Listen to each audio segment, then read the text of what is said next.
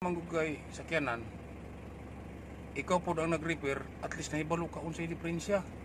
Magpadagan ka, dili ka rikulutang magpadagan, nahibalo ka sa kritos yung magsakyanan.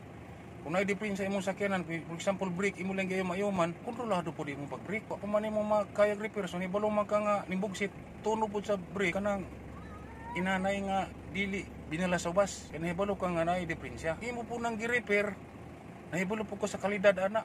Kung unsa ka kusgo ng iyong pagbanat sa brake o bigla pagka-brake, lahos ka sa hood o lahos ka sa amin, ana. Ikaw ang nahibalo, ikaw ang nag-repair, makina o aircon ba nga nagdiferensya. So, ibal anim. Muna yung nakakuhan sa naka-experience sa pag-repair. Kung imo nang gi-repair, ikaw yun nahibalo anak. Bisag pag ang mekaniko, musultig ka sa mekaniko, kung dili na nimo makaya. Pero kung kayo na kaya ang mekaniko nagsubay pa lang na, pero ikaw nahibalo kasi imong sakyanan, ana dihang diferensya. Nakay sakyanan, baguhan ka nga nakay sakyanan, maniid ka. Panihid nimo sa andras imong sakyanan, dagan na ka mekaniko.